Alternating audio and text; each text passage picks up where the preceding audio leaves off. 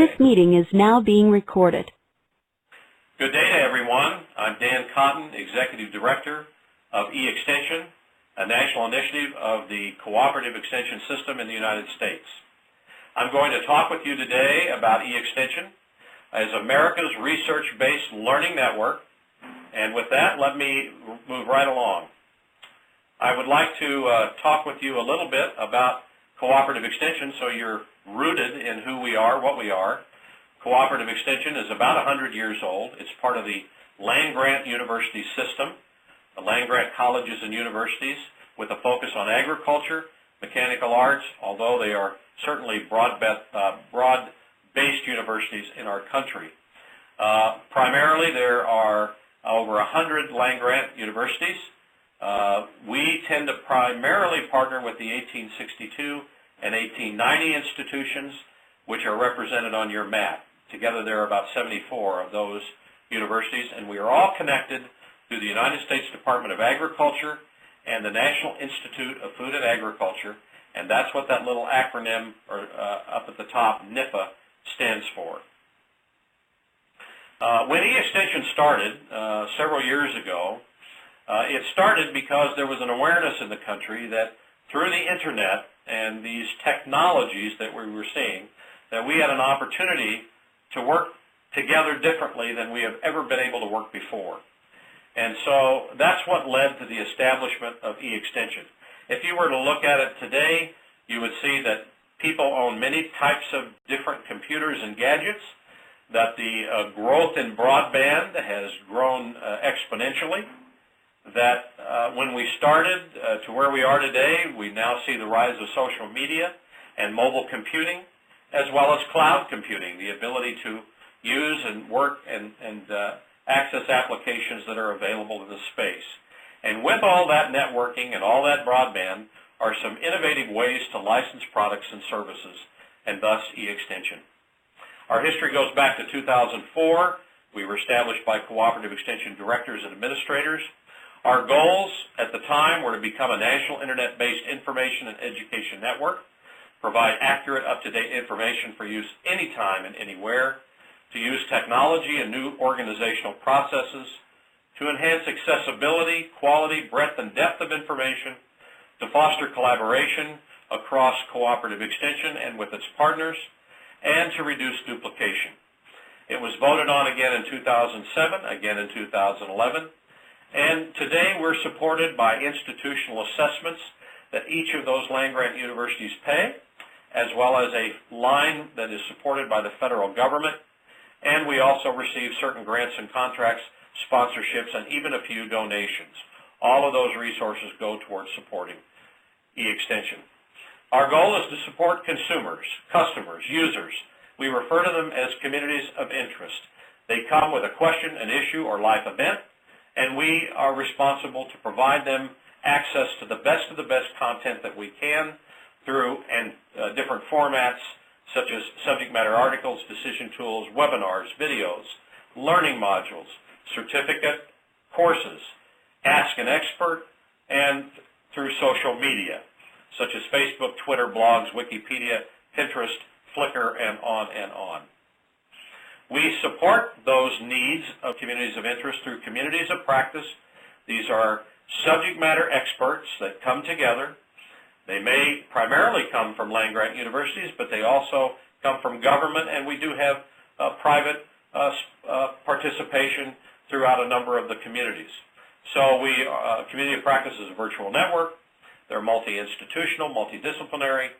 They are open, fluid, and flexible. They evolve over time, and they are responsive always to communities of interest. As I think about Australia, and I think about DPI, and I think about the GRDC, and many other PISC agencies and so forth, and universities, I think that you have great potential to form communities of practice, or to take it one step further, learning networks that are very much like what we have developed here in the United States. We have 72 communities of practice working across agriculture, consumer and family programs, and a lot of other different kinds of programs that cooperative extension in the U.S. support. This would be a page, our home page, to many of the subject matter articles with links to other resources. This is at eXtension.org. You see it's branded to the University of Missouri because theoretically I'm sitting at the University of Missouri. No, I'm sitting someplace in Missouri, and it's branded to the location of the user by presenting the appropriate land-grant university. The take-home message here is that any of these eXtension resources are branded to the land-grant university of the state from which the customer is accessing us.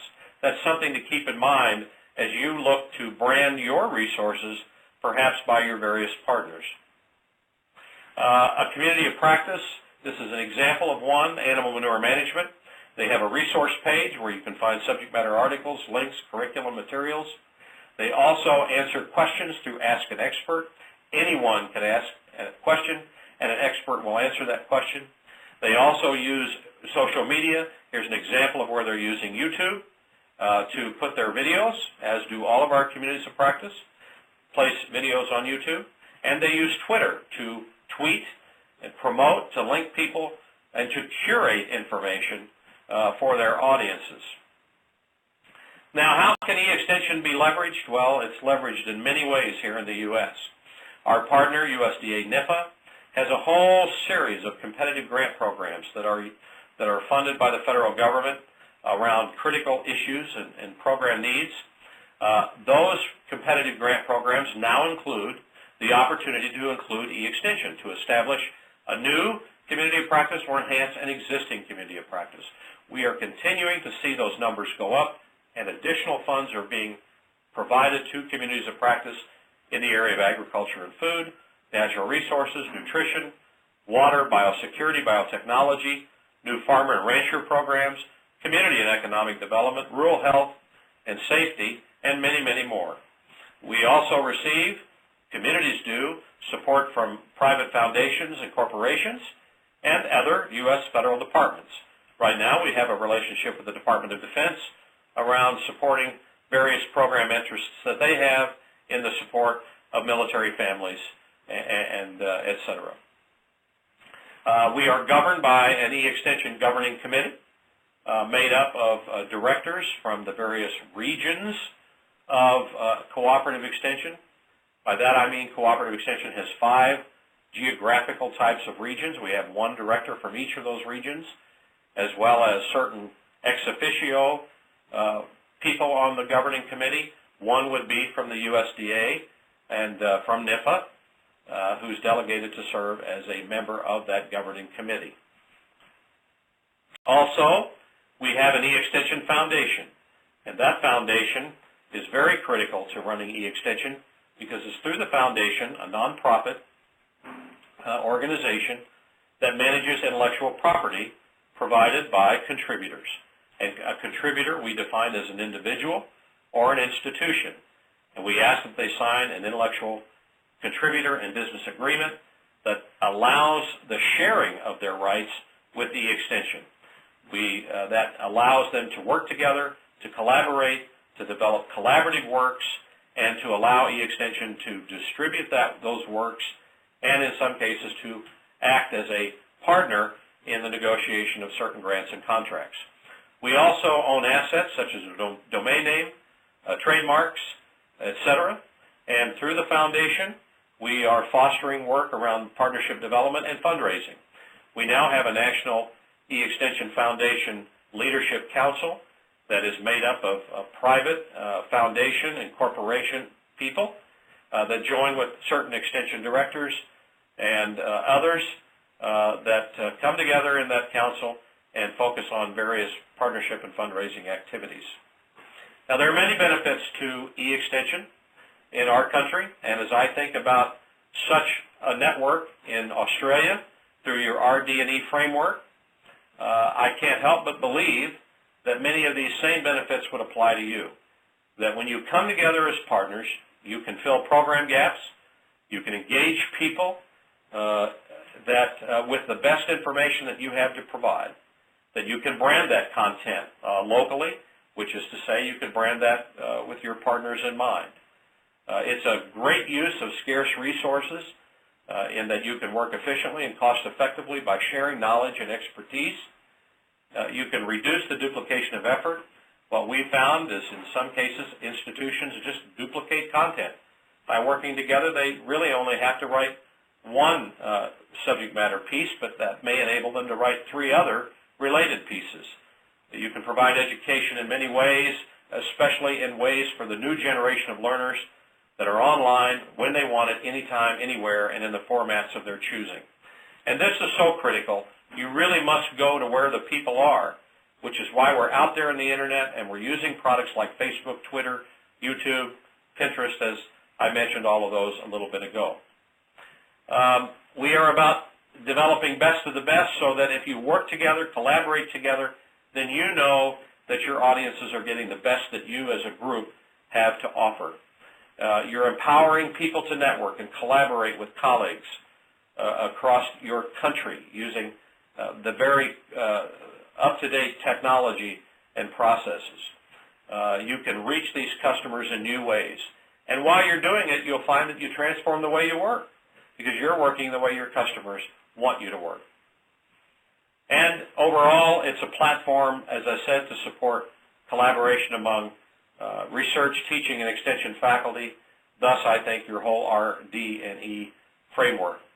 And I'm going to make note of this last bullet that I think there's, in our world, which is becoming increasingly global and international in focus, I think that your development of such an E-type network to support your program goals gives you an opportunity to perhaps partner with eXtension, the cooperative extension system, but many other partners that you have throughout your nation. And we know that many of those partnerships exist between the U.S. and Australia, but certainly I know you have many partnerships, and such a platform would allow you to do that. If you want to learn more about eXtension, you can go to about.extension.org, where you can learn all about eXtension. And with that, I'll close and thank you for your time. Have a great day.